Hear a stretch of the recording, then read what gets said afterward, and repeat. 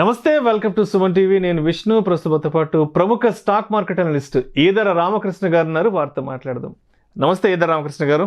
నమస్తే అండి విష్ణు గారు, అలాగే సుమన్ టీవీ ప్రేక్షకులందరికీ. రైట్. ఈదర రామకృష్ణ గారు, ఏంటి అసలు సెబీ ఎప్పటికప్పుడు ఏ రోజు కూడా గ్యాప్ లేకుండా, గ్యాప్ ఇవ్వకుండా ఇన్వెస్టర్స్ యొక్క ప్రయోజనాలను కాపాడడానికి ప్రతిరోజు ఏదో ఒక ఫ్రేమ్ వర్క్ను తెర మీదకి తీసుకొస్తూనే ఉంది. అండ్ ఈ నేపథ్యంలో ఇన్సైడర్ ట్రేడింగ్కి సంబంధించి కూడా కొన్ని కొత్త ప్రతిపాదనలు తీసుకురాబోతున్నాము. అండ్ నెక్స్ట్ 3 to 4 monthsలో వీటిని గట్టిగా ఇంప్లిమెంట్ చేయబోతున్నాం అంటూ కూడా ఒక అనౌన్స్మెంట్ చేసింది. ఏంటి అసలు సెబీ ఇంకా ఎటువంటి కొత్త ప్రతిపాదనలను తీసుకొచ్చే అవకాశం ఉందంటారు? ఈ ప్రతిపాదనల వల్ల ఇన్వెస్టర్స్ అనేవాళ్ళు, తర్వాత బ్రోకర్స్ అనేవాళ్ళు ఎటువంటి ఇబ్బందులు ఎదుర్కొనే అవకాశం ఉందంటారు? అసలు సెబీ నిన్నటి రోజున కూడా ఒక అనౌన్స్మెంట్ చేసిందండి. దాదాపుగా ఒక 200 to 500 మెంబర్స్ని, అంటే ఇండిపెండెంట్ ఇండివిజువల్స్ని రిక్రూట్ చేసుకోవాలని, అంటే కాంట్రాక్ట్ బేసిస్లో, కాంట్రాక్ట్ బేసిస్లో 1 year ట్రైనింగ్, 1 year వాళ్ళ దగ్గర వర్క్ చేసేటట్లు, లేకపోతే వాళ్ళ వర్క్ పర్ఫార్మెన్స్ నచ్చినట్లయితే 2 years ఈ ప్రొఫెషనల్స్ వాళ్ళ దగ్గర ఉండేటట్లు. అంటే ఇంకా వర్క్ లోడ్ పెంచుకుంటూ ఉందండి. అంటే టోటల్ ఫైనాన్షియల్ మార్కెట్స్లో జరుగుతున్న విషయాలన్నిటి మీద వాళ్ళు పోలీసింగ్ చేస్తున్నారు కాబట్టి, ఈ పోలీసింగ్లో భాగంగా ఇంకా ఏమన్నా పట్టుకోవచ్చు అవకతవకలు. అంటే ఈ ప్రొఫెషనల్స్కి సెన్సిటివ్ ఇన్ఫర్మేషన్ వరకు వాళ్ళు అలౌ చేయకపోవచ్చు. వాళ్ళ మ్యాన్ పవర్ని పెంచుకుంటున్నారండి. మ్యాన్ పవర్ని పెంచుకొని డేటా అంతా కూడా అనలైజ్ చేయడానికి, లేదా వాళ్ళ డేటా కలెక్షన్కి వాళ్ళు ఉపయోగపడే అవకాశం ఉంది. సో ఈ ప్రక్రియ మొదలుపెట్టిందండి సెబీ. సో సెబీ రకరకాల న్యూస్లు, మనము వార్తలు ఇవన్నీ చూస్తూ ఉన్నాయి. రీసెంట్గా కొన్ని ప్రపోజల్స్ కూడా అందరికీ తెలిసినవే.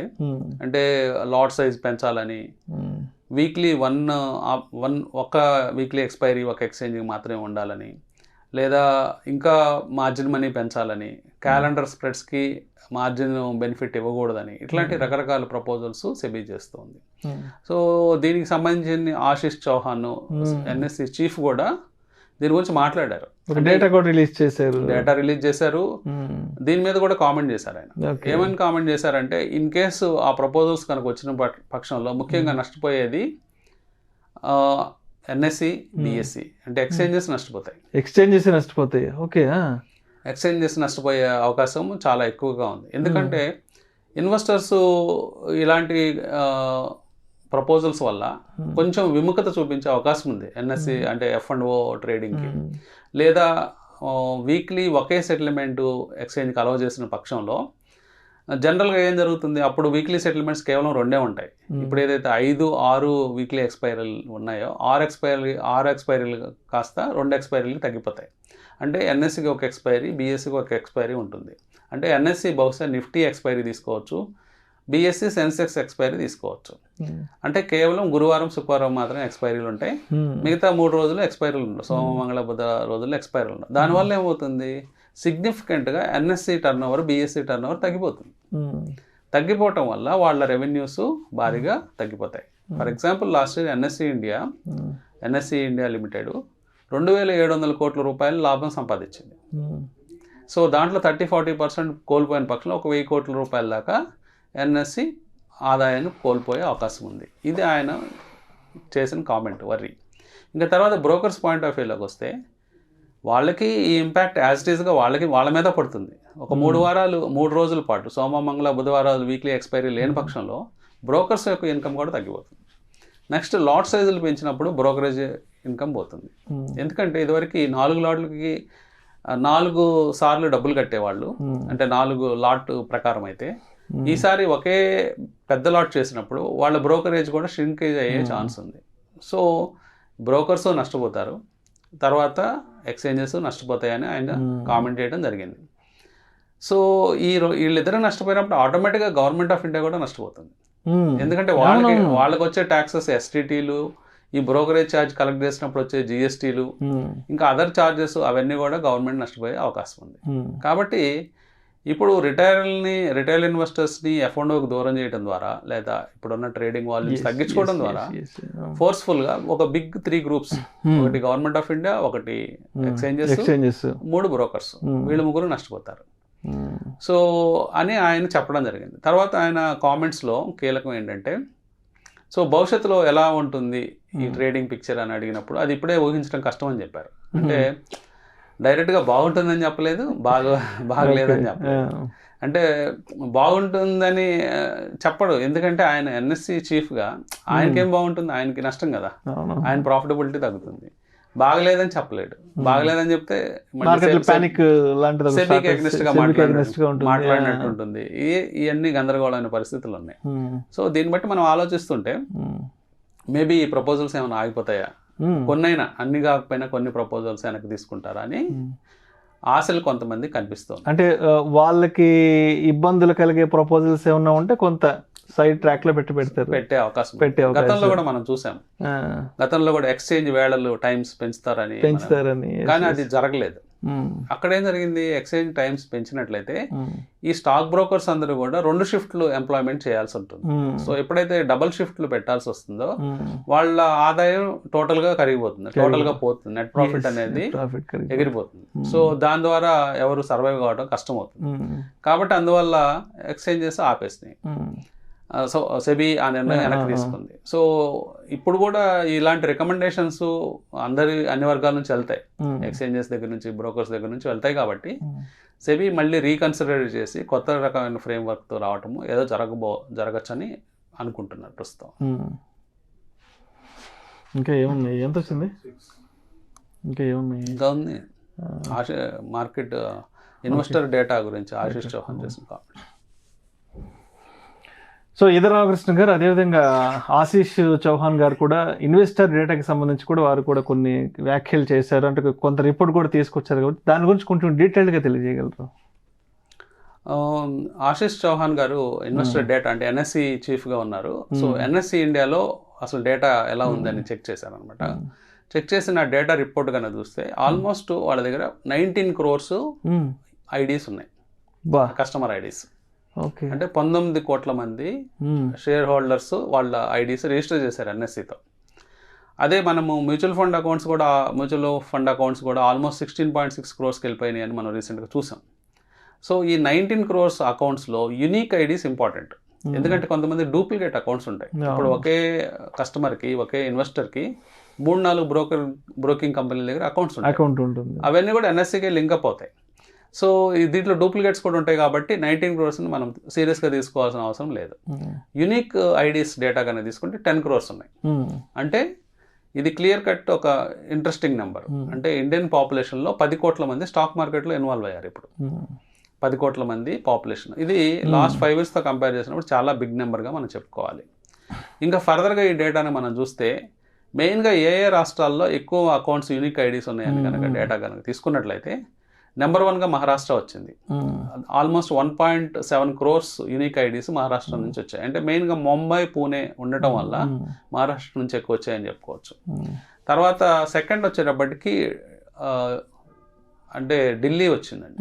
ఢిల్లీ సైడ్ అంటే మనకి యూపీ అనుకోవచ్చు. అంటే నోయిడా, ఢిల్లీ ఆ బేస్ అంతా కూడా ఆల్మోస్ట్ 1.1 crore మెంబర్స్ అక్కడ నుంచి రిజిస్టర్ అయ్యారు, యూనిక్ ఐడీస్ ఉన్నాయి. థర్డ్ వచ్చేటప్పటికి గుజరాత్ 0.9, అంటే ఒక 90 లక్షల మంది గుజరాత్ నుంచి ఉన్నారు. ఈ ఒక 3 big states అనమాట. సో ఈ డేటా ఒకటి మనకి రావడం జరిగింది. తర్వాత ఒక మీడియన్ నెంబర్ తీసుకున్నారు, ఏజ్ ఫ్యాక్టర్. ఏజ్ కనుక తీసుకున్నట్లయితే మీడియన్ నెంబర్ 32 వచ్చింది.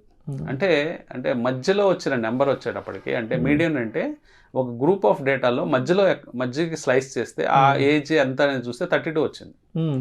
అంటే గత 5 సంవత్సరాల క్రితం అదే డేటా మనం కంపేర్ చేసినప్పుడు 38 years ఉంది.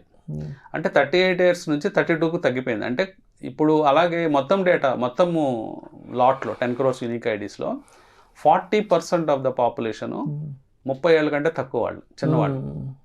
అంటే ఈ డేటాని మనం అనలైజ్ చేస్తే ఏమర్థం అవుతుందంటే విపరీతంగా, అంటే 5 సంవత్సరాల కంటే మీడియన్ నెంబర్ తగ్గిపోవడం, 30% ఆఫ్ ద పాపులేషన్ అంటే investing population or trading population below 30 years వాళ్ళు 40% ఆఫ్ ద పాపులేషన్.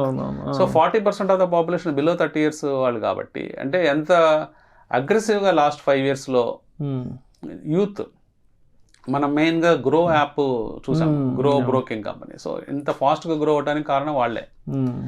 వాళ్ళు ఈ యూత్ అందరినీ క్యాప్చర్ చేశారు, కొత్త ఇన్వెస్టర్స్ని వాళ్ళందరినీ కూడా వాళ్ళ యాప్లోకి, ట్రేడింగ్ యాప్లోకి తీసుకెళ్ళడం జరిగింది. సో చాలామంది చిన్న ఇన్వెస్టర్స్, తక్కువ ఏజ్ ఇన్వెస్టర్స్ రావటం మనం ఈ డేటా నుంచి అబ్జర్వ్ చేయొచ్చు. తర్వాత ఫైనల్గా ఇంకో డేటా ఏంటంటే మేల్స్ వర్సెస్ ఫీమేల్స్ ఎంతమంది ఉన్నారు. ప్రతి 5 ఇన్వెస్టర్స్లో ఒక ఫీమేల్ ఉన్నారు. అంటే almost 20% of the population females. So ఈ యూనిక్ ఐడీస్లో అంటే లేడీస్ కూడా అంటే ఆడవాళ్ళు కూడా ముందుకు వస్తున్నారు. స్టాక్ మార్కెట్లో ఇన్వెస్ట్ చేయాలి, మ్యూచువల్ ఫండ్స్లో ఇన్వెస్ట్ చేయాలి, పెట్టుబడులు అంటే ఒక ఫైనాన్షియల్ నీడ్స్ భవిష్యత్తులో వాళ్ళ ఆర్థిక అవసరాలు తీర్చుకోవడానికి ఒక స్టాక్ మార్కెట్ అనేది ఒక మంచి వ్యవస్థ లేదా ఒక అంటే గుర్తిస్తున్నారు ఆడవాళ్ళు కూడా. సో ఇవన్నీ ఈ డేటా పాయింట్స్ అన్నీ ఆయన చెప్పడం జరిగిందండి. సో మనకి ఎట్లా మన ఇండియన్ మార్కెట్ పిక్చర్ ఎలా మారుతుంది, ఇన్వెస్టింగ్ గ్రూప్స్ ఎలా వస్తున్నారు అవన్నీ మనం అర్థం చేసుకోవచ్చు దీన్ని చూసి. తర్వాత మనం ఇందాక మాట్లాడిన సెబీ టాపిక్లో ఒక లేటెస్ట్ న్యూస్ ఏంటంటే మొన్న మార్చిలో మనకి స్ట్రెస్ టెస్ట్లు అన్నీ జరిగాయి. అంటే సెబీ అందరినీ స్ట్రెస్ టెస్ట్ చేయండి, ఆ టెస్ట్ చేయమని చెప్పి పెద్ద బజ్ అయింది అప్పుడు.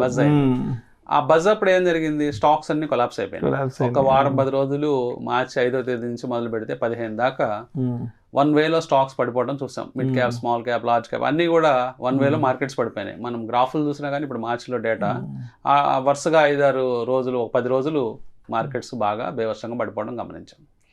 సో అప్పుడు తర్వాత మళ్ళీ కోలుకున్నాయి. మార్చ్ ఎండింగ్కి మళ్ళీ కొంచెం కోలుకోవడం, మళ్ళీ ఏప్రిల్లో కోలుకోవడం, ఇదంతా మళ్ళీ మామూలే. ఈ స్ట్రెస్ టెస్ట్ అనేది ఒక మెంబర్ ఏం చెప్తున్నారంటే సెబీ నుంచి, ఇప్పటి నుంచి మీరు సుమోటోగా చేయమని చెప్తున్నారు మ్యూచువల్ ఫండ్స్ని.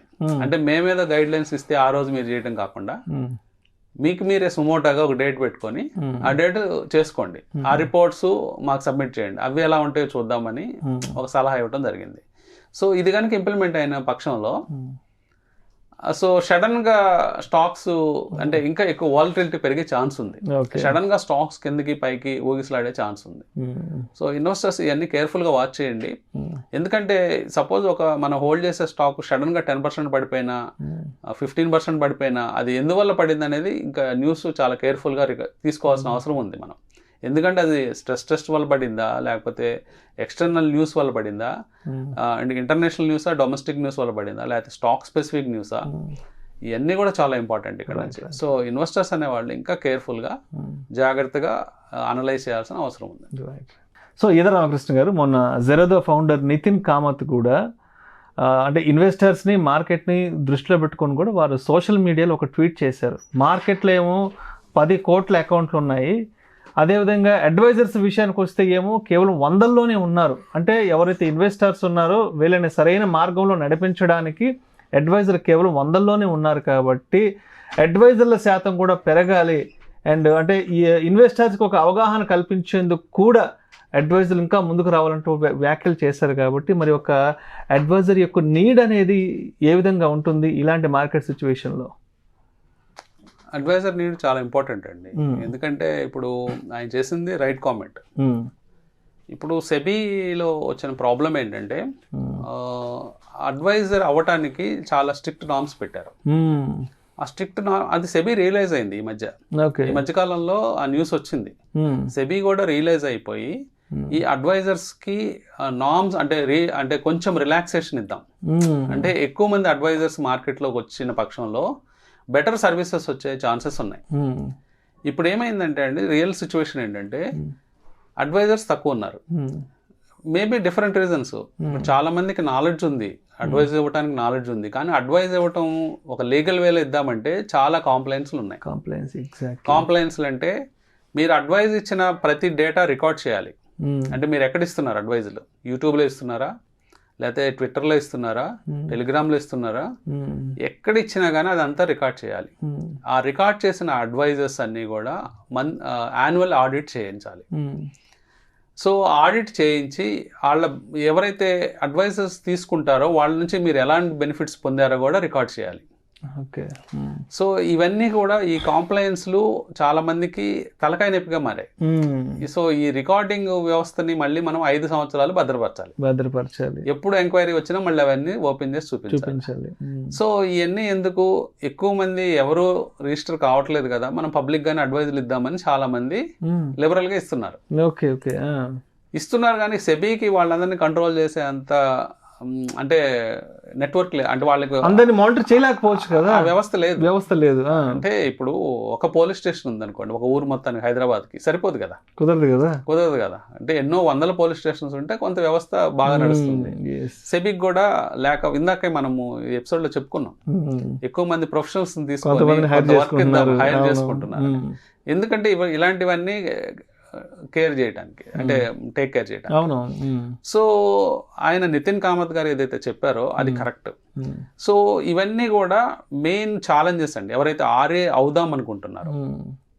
ఇంకా ఇన్వెస్టర్స్ ఛాలెంజెస్ ఏంటంటే ఇన్వెస్టర్స్కి అవగాహన లేదు. వాళ్ళు రిజిస్టర్ అనలిస్టా లేకపోతే మామూలుగా చెప్పేస్తున్నారా, ఎక్స్పీరియన్స్ మీద చెప్తున్నారు అనేది కూడా ఇన్వెస్టర్స్కి అవగాహన లేదు. కానీ ఇక్కడ మార్కెట్స్ వచ్చిన గమ్మత్తైన విషయం ఏంటంటే మార్కెట్స్ వాలటైల్గా బిహేవ్ చేయడం వల్ల అది ఎవరైనా సక్సెస్ అవ్వచ్చు. ఒక ఆర్ఏ ఫెయిల్యూర్ రికమెండేషన్ ఇవ్వచ్చు, ఫెయిల్డ్ రికమెండేషన్ ఇవ్వచ్చు, ఒక నార్మల్ మ్యాన్ మంచి రికమెండేషన్ ఇచ్చు. మార్కెట్ అనేది ర్యాండమ్గా వెళ్తుంది. కానీ ఇక్కడ వ్యవస్థను ఏం చేయాలంటే సెబీ ఇప్పుడు రీసెంట్గా మళ్ళీ అనుకున్న విధంగా రివ్యూ చేసుకున్న విధంగా రిలాక్సేషన్ చేసి అందరినీ ఒక లీగల్ ఫ్రేమ్వర్క్లో తీసుకొచ్చిన పక్షంలో ఇది కూడా ఒక స్ట్రీమ్ లైన్ అయ్యే అవకాశం ఉంటుందండి. అప్పుడు దాకా ఎలా ఉంటుందంటే రికమెండేషన్స్ ఇచ్చే వాళ్ళు ఇల్లీగల్గా ఇస్తుంటారు, తీసుకునే వాళ్ళు ఇల్లీగల్గా తీసుకుంటుంటారు. అంత వ్యవస్థ అంతా కూడా ఇబ్బంది పడే అవకాశం ఉంది. దీంట్లో వచ్చిన మెయిన్ ఇబ్బంది ఏంటంటే ఈ ప్రాసెస్లో అంటే బ్యాడ్ ఇన్ఫ్లుయెన్సర్స్ ఉంటారండి, financial influencer, bad influencers gain అయ్యే ఛాన్స్ ఎక్కువ. సో వాళ్ళు రికమెండేషన్స్, డైలీ రికమెండేషన్స్ అని, అవర్లీ రికమెండేషన్, స్కాల్పింగ్ ఇవన్నీ కూడా ఏంటంటే ఇన్వెస్టర్స్ వాళ్ళు చేయలేకపోవచ్చు. ఆ రికమెండేషన్స్ని అంటే ఇంట్రాడేలో స్కాల్పింగ్ అంటారండి, కేవలం 10 నిమిషాలు ఉంటుంది ట్రేడ్, లేదా 5 నిమిషాలు ఉంటుంది. ఇన్ఫర్మేషన్ ఎప్పుడు ట్రాన్స్మిట్ అవుతుంది, ట్రాన్స్మిషన్ అయిన ఇన్ఫర్మేషన్ని వాళ్ళు ఇన్వెస్టర్స్, ట్రేడర్స్ ఎలా వాళ్ళకి ఉపయోగించుకోగలుగుతారని చాలా కష్టమైన విషయం. కాబట్టి వాళ్ళు దీంట్లో చాలా ఛాలెంజెస్ ఉంటాయి. అంటే ఇన్వెస్టర్కి పాయింట్ ఆఫ్ వ్యూలో చాలా ఛాలెంజెస్ ఉంటాయి. ఇలా ఇచ్చినప్పుడు ఏం చేస్తారంటే పెరిగిపోయిన స్టాక్ని 1 minute పెరిగిపోయిన తర్వాత ఇస్తారు, 1 minute తర్వాత. సో అది చూడటానికి ఎలా ఉంటుందంటే వాళ్ళు ఇచ్చినప్పుడు కరెక్ట్గానే ఉంది అనిపిస్తుంది, కానీ రియాలిటీలో అది మనం క్యాష్ చేసుకోవడం కష్టం అవుతుంది. సో ఇలాంటి ఛాలెంజెస్ అన్ని పోవాలంటే క్లియర్గా అందరినీ ఒక లీగల్ ఫ్రేమ్వర్క్లో తీసుకొచ్చినట్లయితే అందరికీ అది మంచి వ్యవస్థగా తయారవుతుంది. Right, thank you so much Ramakrishna గారు. థ్యాంక్ యూ అండి. సెబీ తీసుకొచ్చిన నూతన ప్రతిపాదనలు ఎప్పటి నుంచి ఇంప్లిమెంట్ కాబోతున్నాయి, అదేవిధంగా ఇంకొన్ని ప్రతిపాదనలు ఎవరెవరికి ఎటువంటి ఇబ్బందులు తీసుకురాబోతున్న అంశం గురించి చాలా చక్కగా తెలియజేశారు. Thank you so much. Thank you.